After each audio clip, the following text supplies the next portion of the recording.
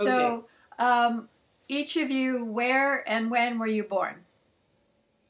Okay, I'm Cyla, and I was born in Sydney, Australia, January 18th, 1951. So you are a Capricorn?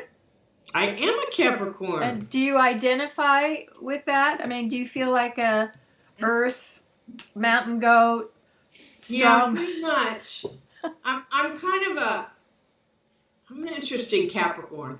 I'm rigid in some ways, but not in others. So I have my other side, my rising signs in Cancer. So Mine too. kind of, are you a Capricorn? No, Cancer Oh, rising, Gemini sun. yeah, it kind of mellows me out a little bit. Yeah, for sure. So, Okay. I'm Trish, and I was born in San Francisco, April 2nd, 1949. So that makes you an Aries? Does? And do you feel like someone who has strong opinions and can be fiery? Silas? Yes. Yeah, I have strong opinions. I can be fiery. A lot of times I'm really quiet. she's quiet until she's not. And then you don't want to be around. Aries are like that. They're lambs or rams. And Right. and it sounds like you're more the lamb than the ram. And then what about your career paths, education? Where have you put your energy in terms of the work world, both of you? Okay. Well, I am a retired licensed clinical social worker. I did my undergraduate work here at Chico State. I started graduate school, but I dropped out when I came out and I was on, you know, I didn't go to school again until Trish and I got together and moved to Atlanta. And then I went to the University of Georgia and got my MSW. And I specialized in addictive disorders and dual disorders. So I've worked in inpatient facilities, outpatient facilities, private facilities, county facilities. I've been in private practice both in Atlanta and in Chico. And what are you focusing on now that you're not doing paid work? I still see some people as what's called a Stevens minister for my church, and it's not the same as therapy. It's more a listening kind of thing, but there's a fine line. So I do that just pro bono, and I don't have my license anymore, so I don't charge people. But every once in a while, old clients need a tune-up, so I just have a cup of coffee with them and do that. Nice. And during this period of time, we've been writing lots of postcards for voters in other states, and now we're starting on Atlanta. So it's kind of fun doing it for Atlanta because we used to live there. We lived there for 18 years. Cyla, could you move a little bit to your left because part of your ear is cut off? Yeah, that's great. Trish, what about you? Thing. I went to Chico State as well. That's where we met. And I got a BA in psych. I changed my major 4 times in 4 years and graduated in 4 years. Wow. You could do that again. I couldn't. I did. And I didn't know what I wanted to do, really. I didn't really feel qualified to do anything. And then I guess it was about, I don't know, about 8 years later, after we had met, I broke my elbow and I had to go to a physical therapist. And so anyway, I applied to one PT school because it was the only PT school in the country that didn't have specific science prerequisites. I didn't want to take unless I had to. We have a great story. And I got into the. I mean, it's really hard to get into PT school, but I got into Emory in Atlanta. Oh, that's why you moved to Atlanta. That's why we moved to Atlanta. Yeah, we'd been together a year. Yeah, you're right. Okay. Almost a year to the day. Yeah. We moved. Our anniversary is December 8th, and we moved the following year. That was 1977, and we moved to Atlanta in December of 1978, 2 weeks before Christmas. Wow. It was quite an adventure. Do the math for me. How many years have you been together as a couple? 43. 43. Yeah. And did you get married along the way? Only when it became legal well, that depends on what you mean by married. Yeah, we were married a couple of times at the marches on Washington, that we went to 2 of those by just mass weddings. But we had a private ceremony about 5 years ago here in Bidwell Park with just our family and a couple of close friends. And we were registered domestic partners before that. How did your daughter get in the picture? Well, that was after we moved back to, is it okay if I? Yeah, but I want to say something too. Well, sure. Do you want to do it then? No, go ahead, and then I'll end. Okay, so after we moved back to here, to Chico, because we're both from Chico, and we planned on coming back, but we thought we'd retire first. We ended up coming here for a gathering and decided to move back sooner. So we hadn't retired yet. And we were here for about 5 years.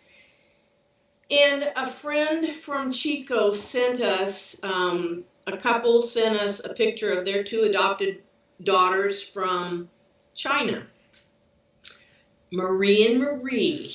And they said that was the couple. Oh, okay. And, that makes more sense. And their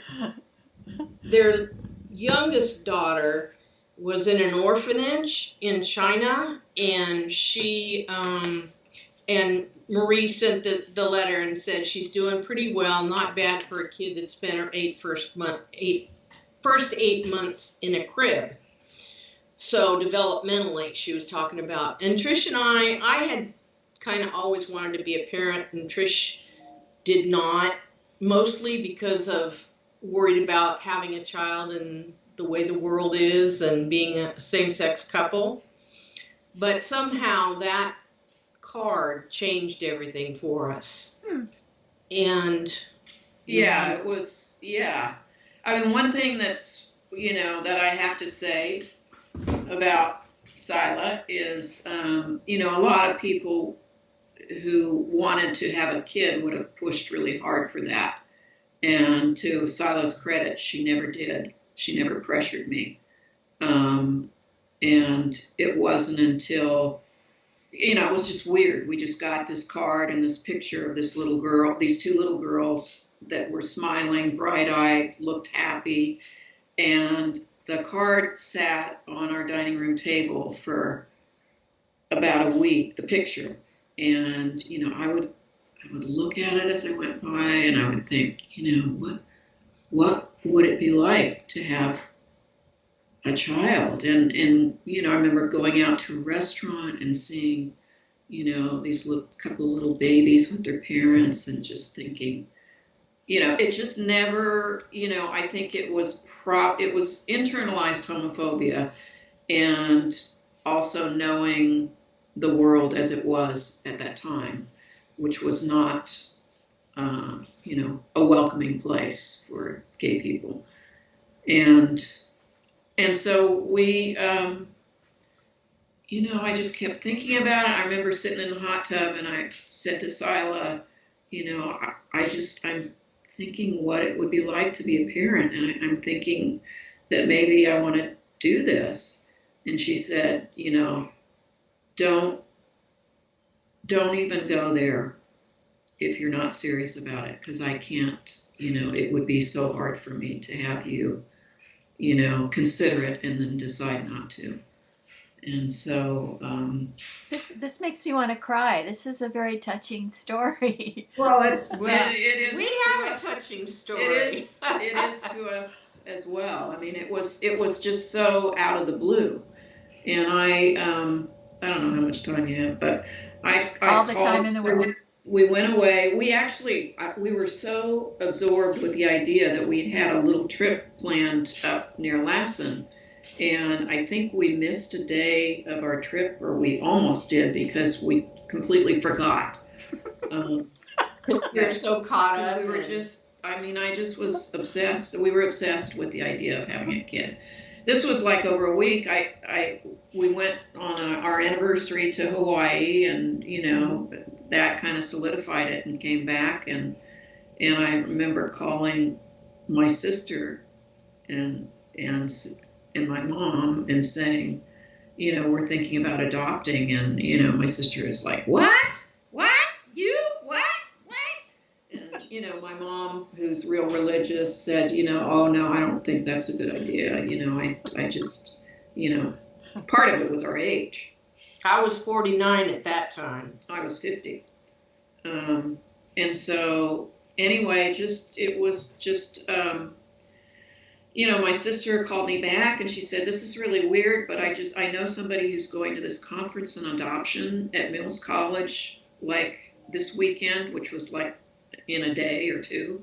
And so we registered. We got up at 4 in the morning and went to this conference, and it was for infertile couples, really. Mostly.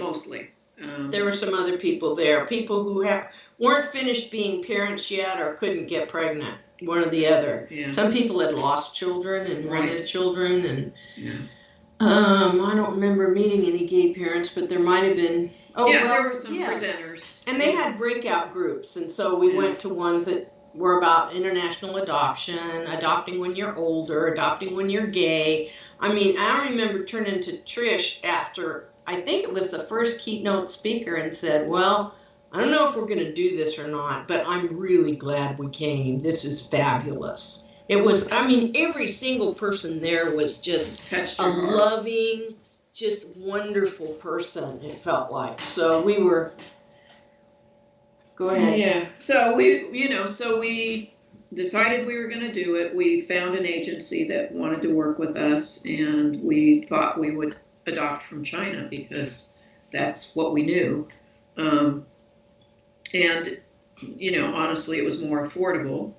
And the day that we went to go sign a contract, we got, the agency got a notice that they were no longer accepting adoptions to single. Do you remember, I don't know if you remember back then, that was like in 2000, but there was a couple, a lesbian couple that were interviewed in, I think it was Newsweek, and they adopted from China. And as soon as that article came out, China didn't like the press, and so they closed adoptions down to single parents. So, we had to look for an alternative. And we actually, I guess it wasn't the time, but anyway, so Vietnam was the next country that was open, and so we were going to do that, and they closed, and so down the list, quite a bit more money down the list was Guatemala, and we couldn't get a baby. Yeah, we could get at our age, yeah. They said we would probably not qualify to get an infant. We would get a toddler or an older child. And we did say that at our age, we couldn't handle a special needs child. So, they asked us if we cared about a boy or a girl, and we didn't care. And our first referral we got was a little boy.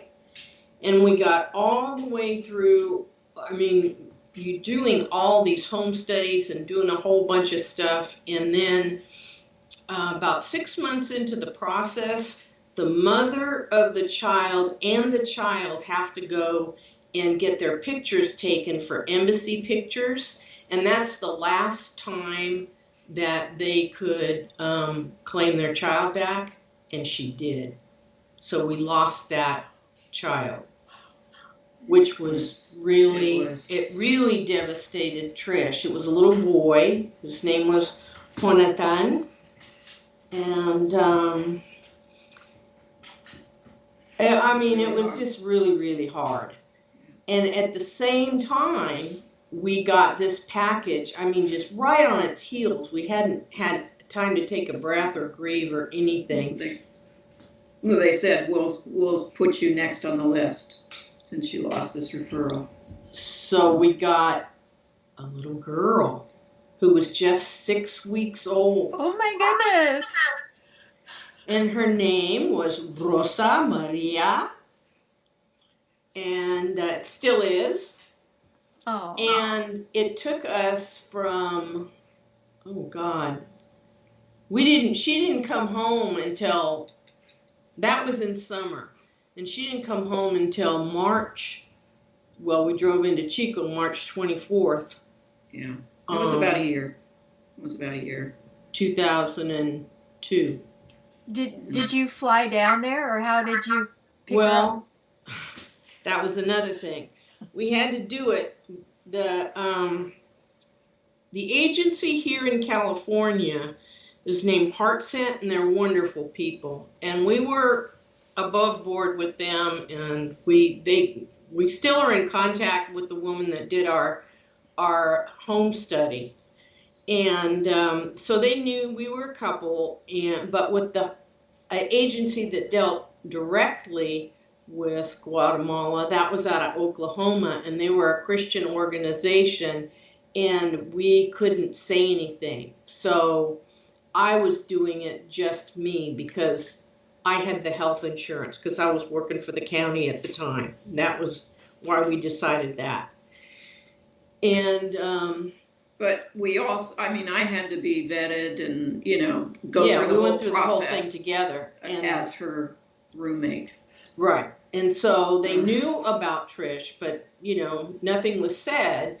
And just right at the end, we were just ready to fly. We had our tickets and everything. And the woman called me, and I can't remember exactly what she said or what the question, how it came up, but I said something about, yes, we'd be there. Well, who's traveling with you? Well, Trish, my roommate, is. And she said, oh no, if you're both coming, we'll just cancel the adoption. You can't, I know all about you, and Guatemala is, macho. Is a macho culture, and they're not going to allow this to happen, and everybody knows. And I thought, God, all these people know who I am. How the hell is that? She just had a good guess. I'm not sure. I guess I blew it somewhere along the line, but so we got on the plane in San Francisco, and we flew through Atlanta.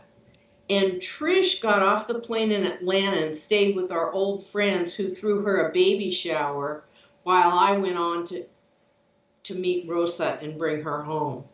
So Rosa met Trish, her mom, 3 days later, or 4 days later, in the Atlanta airport. And how old was Rosa at that time? Rosa was 9 months and 3 weeks old.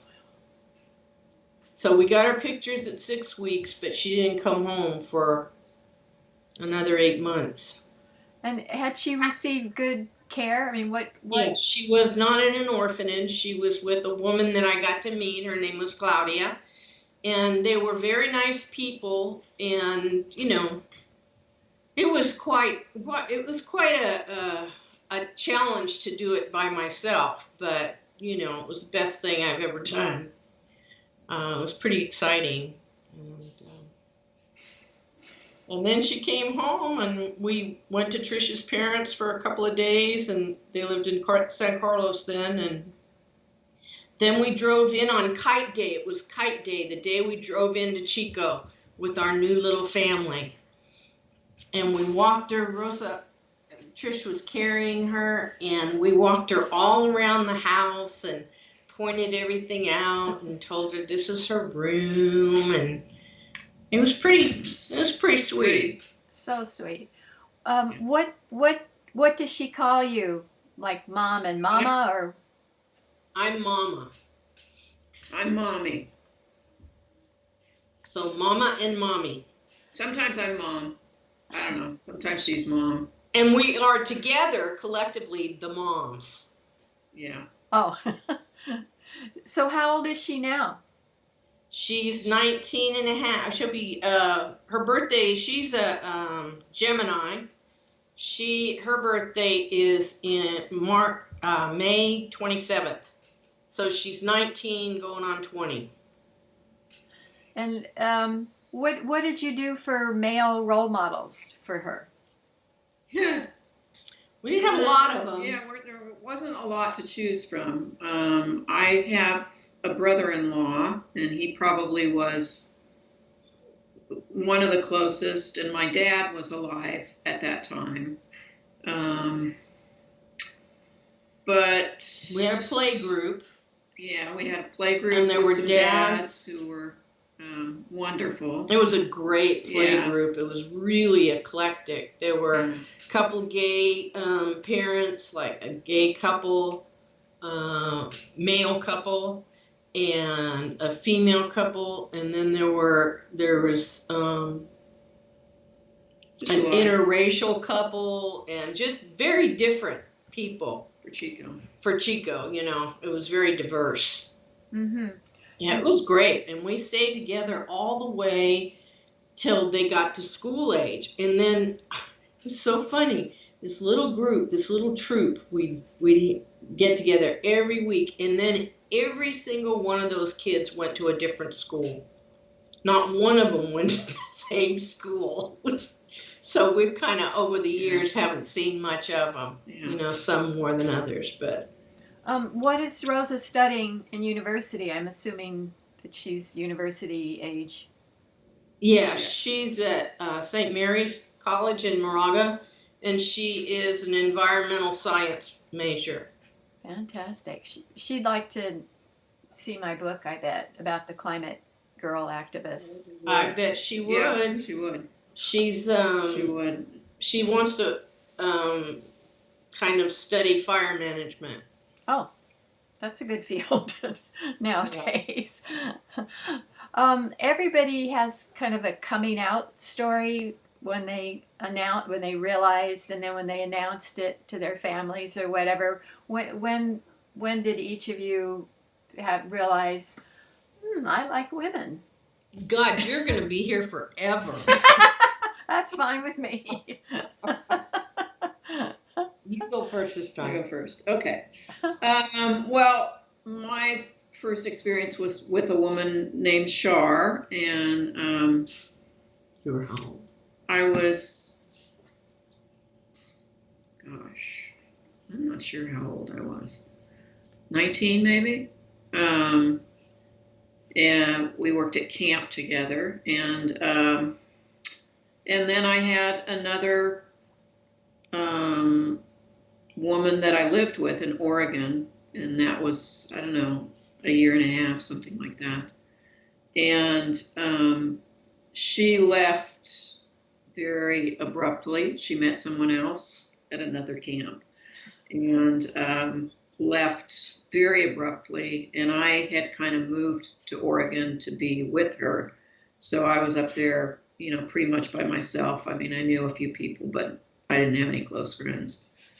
And so I remember when she left, I decided I was going to move back to California, and I didn't know really what to do. And so I called my dad and told him that I was a, quote, homosexual, and that, I'd been in love, and that Rebecca was leaving, and, that I was gonna move back in with my parents.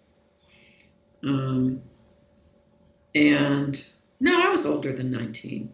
At that point, I don't know. I'm not good with numbers, 22 maybe. And so I remember my dad saying, well, if your mother can't understand this, because my mother had been a very, very liberal and very much an advocate for Liberal, yeah, for causes. And he said, if your mother can't understand this, there's something wrong with her. And this was back in early 70s. So things were way different then, as you know. So anyway, that's how I came out to my parents. And my sisters, I don't think knew, but they kind of knew, you know. I mean, you know how people put things together. And so it wasn't, you know, my mom didn't, you know, she tried to understand. They sent me to therapy. The therapist tried to convince me that I was not a lesbian. Wow. And had a inappropriate sexual liaison with me. Was this a male? Yeah. Yeah. Right. Whoa, that person would lose their license in a flash now. Well, yeah, and you know, years later, when I processed this, when we were in Atlanta, you know, probably 25 years ago, I actually contacted the State Board of California and reported him. It was too late, but you know, it's on his record anyway. Yeah, he tried to, you know, he told me I was too attractive to be a lesbian. And oh gosh, what a therapist. well, you know, Yeah. takes all kinds. yeah, so, you know, you want to do your coming out? We'll do our get together. Well, I don't know. Yeah. So I didn't come out till I was 25, and that was 1976. And it just kind of was, I had been attracted to women, but I kind of just pushed it away and thought I was going through a phase, and I'd had a boyfriend, and, you know, that was pretty serious for a while. But I just met this woman, and it was just really a one-night stand, but it just changed everything for me. And so then I met some other people, and I, you know, had kind of a girlfriend for a while, but I hadn't been out for very long. Trish and I got together, and that was the spring of 1976, and Trish and I got together in December of 77. So, you know, I had known her. Actually, we lived in the same dorm together in 1969, but we weren't on the same floor, and she was an RA and I was a rowdy, and we didn't really have anything to do with each other, but remembered each other. And which is unusual for me. And she'd see me on the street, and she'd say, oh, you know, we ought to get together and have a cup of coffee. And I was like, what? I was like, I'm a recovering alcoholic, and I've been sober for how long have I been sober? 29 years. But at that time, I was still drinking. So coffee didn't interest me. And I thought she was straight anyway, so I didn't want to have anything to do with her. And we ended up at the same birthday party for a friend of mine who was gay. She was turning 30, and she worked the same place I did. And in walked Trish, and another friend had been talking about this interesting woman that she had in her graduate school class for psychology. And it was Trish, and I didn't know her as Trish. I knew her as Trip RA. So she came in, and I was just like flabbergasted. And the first thing she said to me in front of my work friends who I wasn't out to, I didn't know you were a dyke. And I didn't know then, they were your work friends. well, yeah, well, you didn't know me either, really. I mean, we didn't know anything about each other. So we ended up running into each other, and then that was it. And then we ended up running into each other at a gay dance at Portuguese Hall. And I was a mess that night. But we talked and talked and talked and talked, and then after that she called and she asked me out. Yep. And we went. And that was that. Yeah, we went to this kind of pathetic little concert, and then It was a women's music concert. And then she took me after that to Harry's home of pitcher beer, where she used to play pool with her friends, and all her pool friends were there, and everybody was drinking. And I never was that much of a drinker, really. So I hung out and talked to people, and she kind of was like, okay, well, I want to be with you, not with all these other people. But I was freaked out. She was freaked out. So on the way, she said, I was living in Paradise at the time, and she said, why don't you come back to my place? So I did. And she said, well, on the way, we need to get some more beer. So we stopped and got a 6-pack. Oh, it was a Chico story, to be sure. Sat on her couch and we just talked for hours. We just talked, and it was just like, she's just an easy person to talk to. And I was probably not, You're probably more introverted. Yeah, definitely, yeah. So anyway, we talked, and then things developed from there. And then that was December 8th. And so that's what we mark our anniversary from. The actual day we got married in the park was supposed to be December 8th. But Trish's dad ended up passing away on that date. So we had to cancel our wedding and do it a week later. It was the weirdest thing. We were not planning on having her family there. We were just going to have our friends marry us and be done with it, kind of thing, because we'd been together so long. And we ended up having her family because just seemed like the right it thing seemed to like do. the right thing to do. Yeah. You've used the word gay and lesbian. Today I hear more queer. What do you think are the most appropriate words to describe a same-sex relationship? Oh, hell, I don't know. I've never been appropriate in my life, so I wouldn't know. I've not been politically correct, but queer was like not a good word when we were coming up. It was used in a derogatory term. So I understand reclaiming the word and all that, but I just use the word gay and lesbian. Yeah. But that's not necessarily saying I have a corner on the market. I don't think I'm I think kids these days, or people these days, get to say what they want. Sure. Call themselves whatever feels right to them. It is interesting, though, that both of us have been very reluctant to call each other wife. Yeah, but I don't like that word. Spouse is good. I can do that. Partner.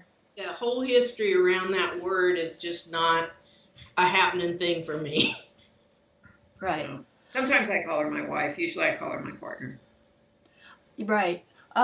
Some people say that gay is roleless. I mean, there's not an automatic, I'm going to carry out the trash and you're going to cook. So how do you arrange housework and money management and childcare, all that? Well, we fight about it sometimes. And it's changed over the years. Yeah, it really has. I mean, I don't think we really have roles. We have flowed with it. But Trish is more outside that does the yard stuff. in the early days of our relationship, I did like the vast majority of the cooking. I was, the cooking shopping person and did that up until Rosa was probably about 5. And then Trish started learning to cook. And now I think she cooks more than I do, but we kind of split it. Is it just kind of casual, whoever feels like it, or is it like you cook Monday, Wednesday, Friday, and I cook Tuesday, Thursday, Saturday? Some couples are really structured, and some just flow. Structured. We didn't. No, we aren't. But then we kind of got in the habit of when we had Luis, we had an exchange student from Spain. Oh yeah, we did. We had a boy with us for a year. Yeah, that Rosa kind of finagled. Yeah, she did that into our lives, and we would, because it was complicated with him. He had celiac disease, and so we would rotate every other night, and we would have kind of done that, but it's some nights she might have a meditation group, so I'll cook that night, or I might have my group, and so she cooks that tonight. Yeah. It's pretty loose, but yeah, I feel like we mostly share household duties. Yeah. Anything involving computers, she tends to do a little bit better than I do, although neither of us are. We're not good techies at all. What about taking care of a baby and a toddler? Because that's never ending. Oh, we did. We shared that. Yeah, we shared that. I mean, that was really wonderful. I had a friend when I'm a PT. I don't know if we ever got to that, but I'm a PT, or I was a PT. I'm retired, and I worked at Enloe Home Care. And 2 of my coworkers were married, Rich and Dana, and they split a job. They job shared so that one of them could be home with their son. And we thought that was a really good idea. Yeah, so way cool. We were fortunate enough to be able to economically not both work full time. And that's a good thing about being an old parent. You're more financially settled, so we could cut back on our work so that we alternated time, and we had very little child care. Yeah. So we mostly just split it between the 2 of us, depending on what day it was. Yeah. Yeah. So over the 40 years, what have you disagreed about, or where have been the conflict areas where you had some tension? Or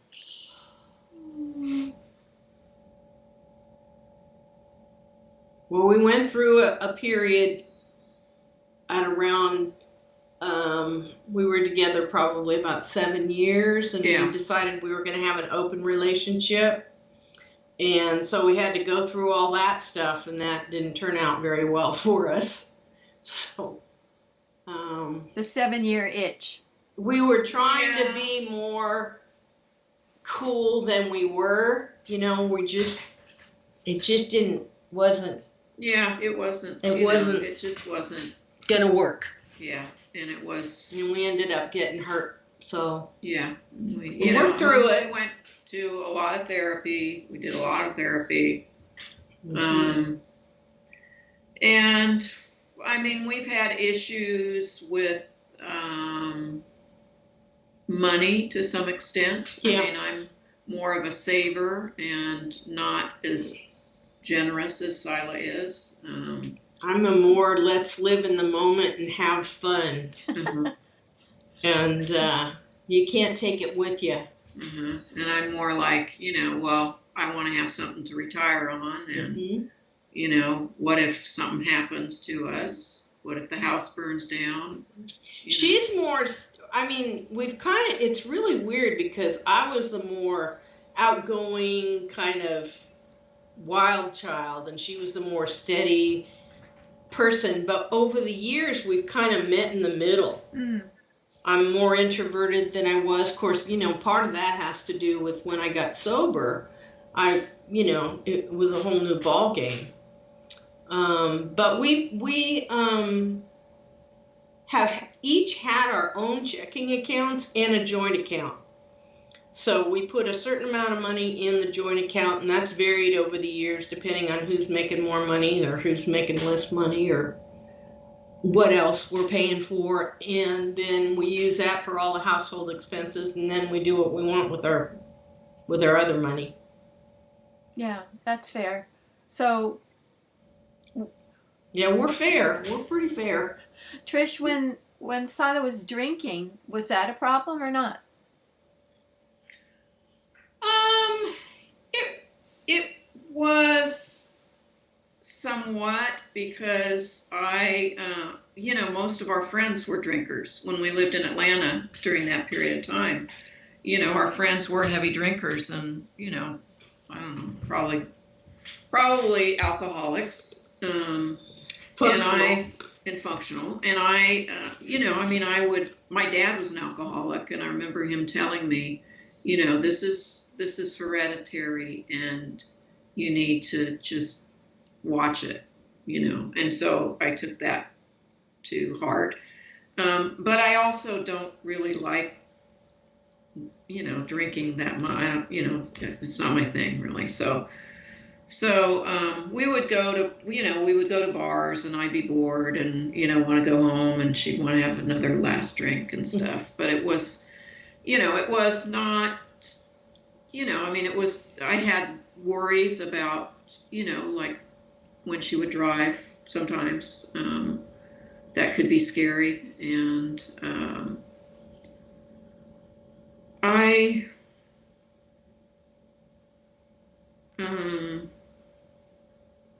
wanted to stay together. So what was the impetus to quit, to get sober?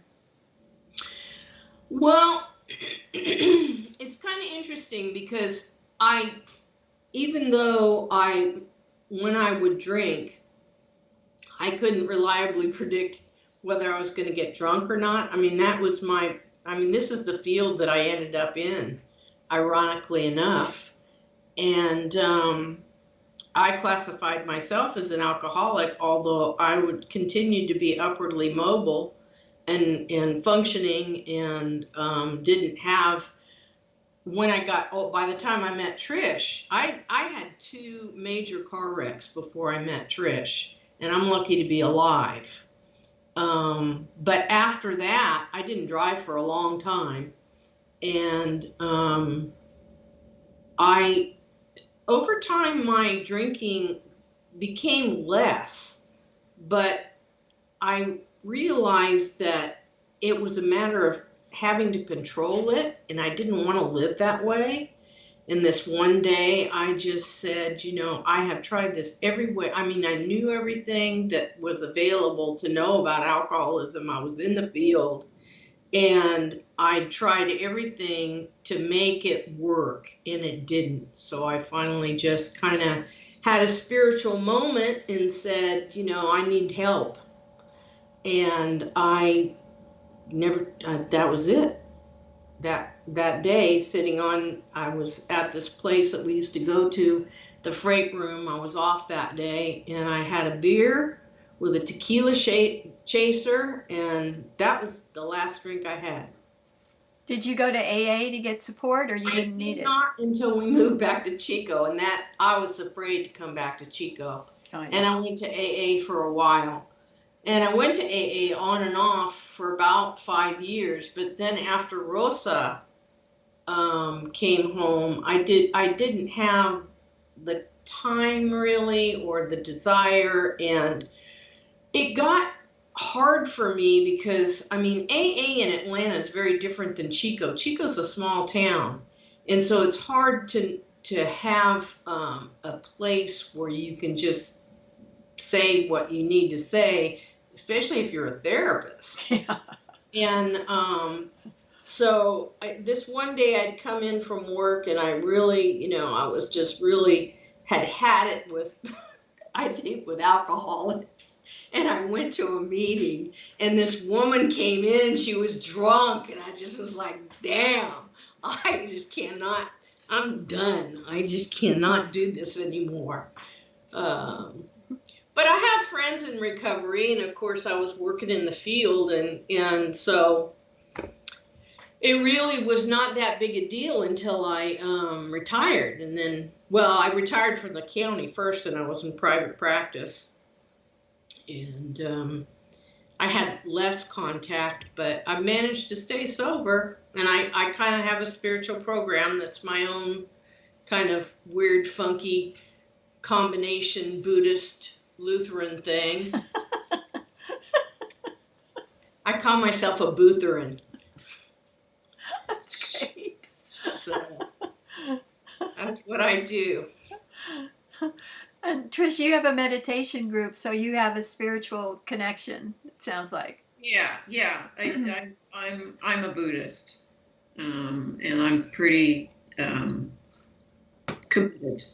We were both raised Catholic. Yeah, that was something we had in common, actually. Yeah, and that actually has been, somewhat of a source of difficulty for us, I would say. Mm-hmm. How so? Because Cyla went back to the Catholic Church. Was it just before Rosa came home? Well, no, it was a couple of years before that. When we came back to Chico, I mean, I needed something. We dabbled around in lots of stuff over the years, and nothing really quite did it for me. Like, I mean, I went to Catholic school in the whole 9 yards, and it was all structured and nice and neat, and even, I don't know, it just was what I was used to, the ritual of it. And so I heard about Father Mike Newman at the Newman Center, and I started going there, and that was hard for Trish. Yeah. And it was hard for her too, because her mother really loved that, because she's really like, my mother is oh really, my God, like over the top Catholic, and so she had me, and yeah. Oh, so it's really in your face. Yeah, pretty much in my face. Yeah. Well, I didn't try to do that. No, you weren't in my face. My mother was, but then Cyla. Well, and wanting to have Rosa baptized in the church was, I just felt like the church had been oppressive and a source of pain for so many people, and I just didn't want that for my daughter. So did she get baptized or not?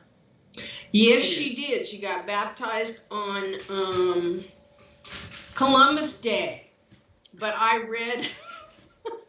wrote a speech that I insisted on reading when she was baptized about how wrong the Catholic Church had been with indigenous people.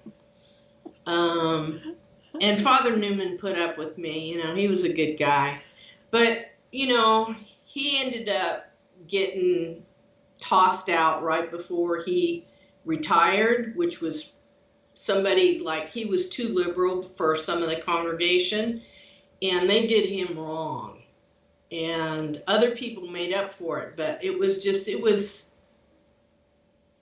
was the final straw for me. So we have this a couple who have a lesbian couple who used to go to the church, who started going to Faith Lutheran, and they told me about that it was very accepting, and so I started going there, and Rosa would come to church with me, and she got confirmed, and it's been an up and down and kind of a struggle with that. And Rosa, now she's going to a Catholic college because she got introduced to that through Trish's family.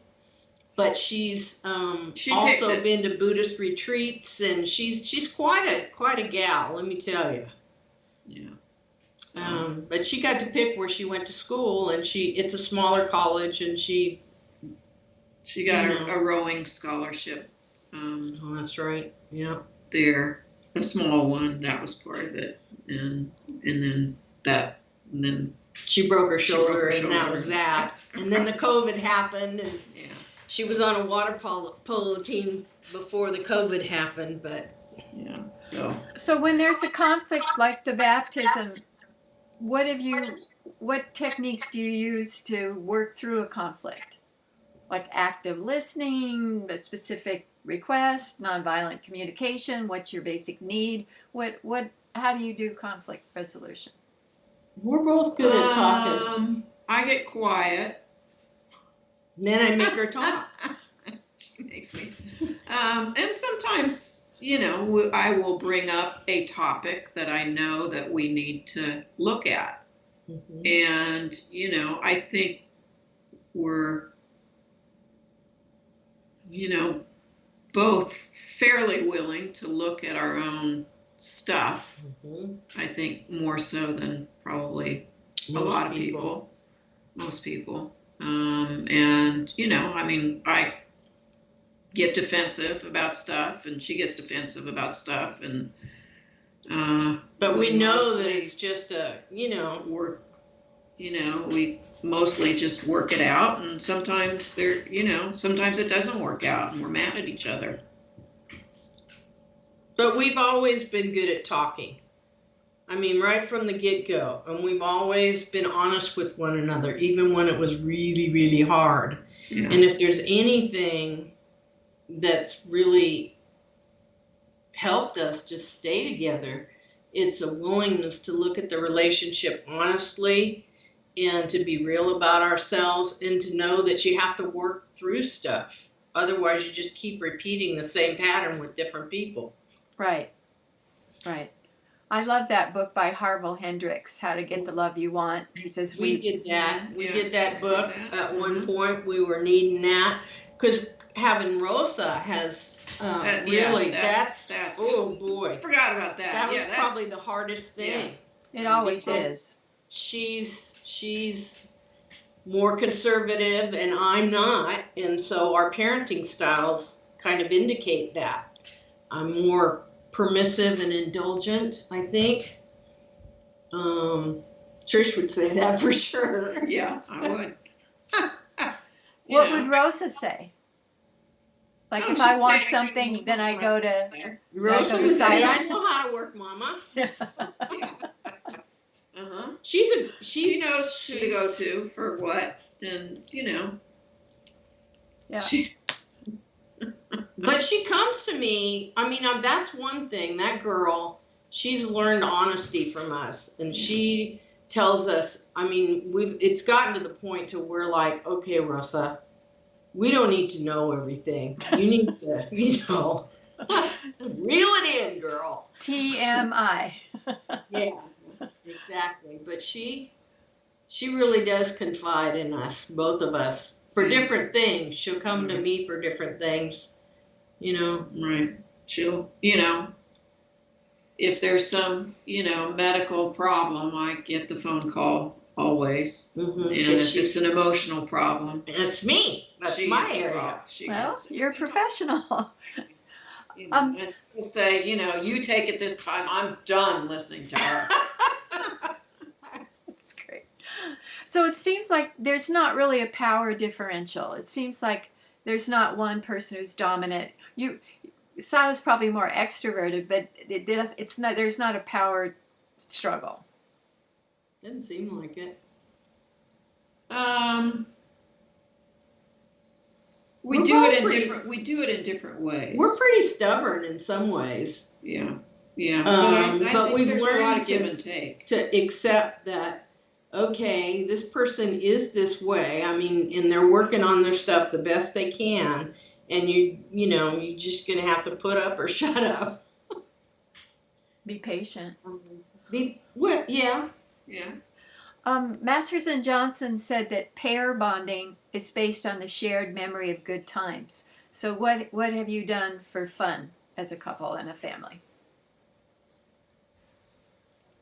What have we done for fun? Camping, music festivals. Oh man. Going down the river. We have outdoor stuff. Yeah, a lot of outdoor stuff. Music. Music isn't so much of a part of our lives now, but it used to be huge.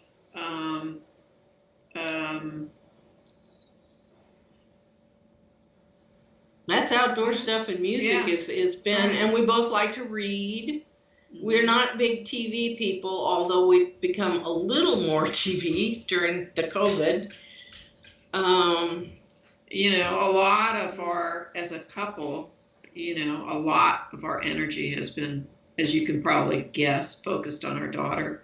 So, I mean, going to watch her, play soccer or do a rowing regatta, or, it just was like, that's what we did for fun. I mean, we were totally involved in all of that stuff. Yep. She went to Rosedale. Yeah, my son did too. Spanish immersion. Oh, yeah? How old is your son? He's 40, so he's much older. You started before us.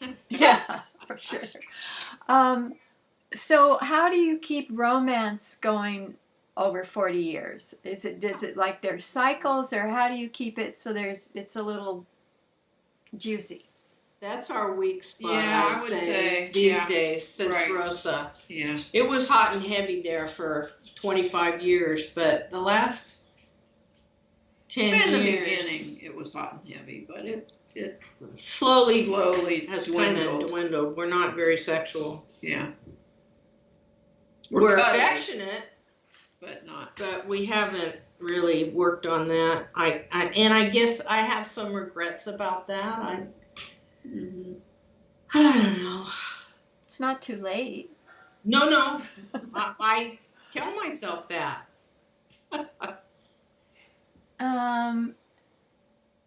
Let's see what I haven't asked. So a lot of the couples that I've interviewed for previous books said that they married their best friend, and that was really the most important thing, is they could talk to each other, they were interested in each other, that the sex and tingles fades and kind of comes and goes, but the best friends really is the foundation.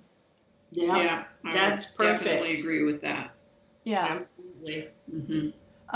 So if you were giving advice to Rosa if she was going to get married, what advice would you give to her about what to look for in a partner and how to make it last over time?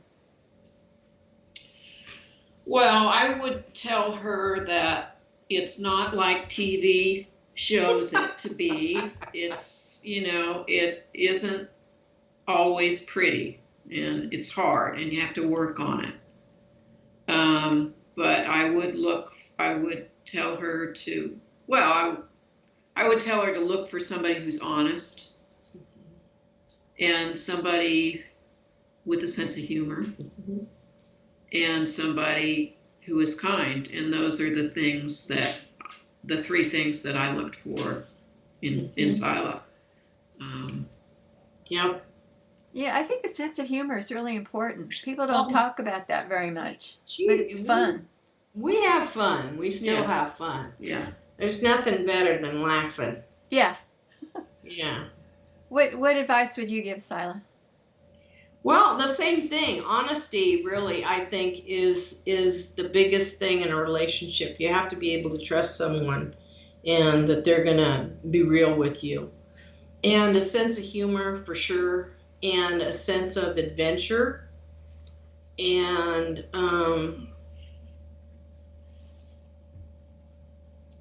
well, I think we've raised her the way we are, obviously. I mean, that's kind of weird, but she's seen us in our struggles, but she's also seen us be kind to each other and work with each other, and I think that has rubbed off on her.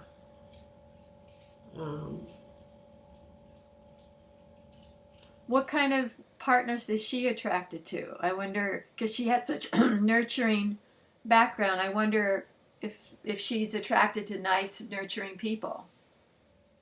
She's struggling. She's having a hard time. She's really struggling with and I've worked with people who have issues around adoption, who have been adopted, and there's a book, very old one, but it's called The Lifelong Search for Self. It was an excellent book on adoption, and it's just like, it's a lifelong process to kind of come to grips with all the unconscious stuff, especially when you're adopted at such a, well, it doesn't matter the age, but she was pretty young when she came here. Did her birth mother die? Is that why she was up for adoption? No, she was up for adoption because her birth mother's family was against the relationship with Victor. And poverty. And poverty. Yeah, and her mother was Rosa's grandmother, her mother's mother, was dying at that time too. So there was a whole confluence of factors. But Victor, he didn't know, that's her dad, he didn't know that about the baby. So he didn't find out until afterwards, because an aunt had moved the mother to Guatemala City, and until after she had the baby. And so he never knew. Oh, wow. And he was not happy. He was not happy. But he's been very accepting of us, and he's been, he's a nice guy, seems like. He's raised his 2 girls by himself, which has not been easy for him, especially in Guatemala, because it was not, the government or somebody down there were trying to take the girls away from him because it's not common for a dad to raise the girls. And he fought to keep them. Oh, good man. Yeah, we have a lot of, we should write a book. Yeah, absolutely. Absolutely. Anything else that you think we've left out in terms of how to make your relationship last over time, decades? Don't take yourself too seriously. Do your own work. And, I really do believe in a lot of the stuff that was in Harville's book, that, you try to complete yourself through your relationships, and whatever you're coming up against that you don't like, it for a reason, and it's your work you need to do, not focus on changing the other person. Yeah, I really think that's the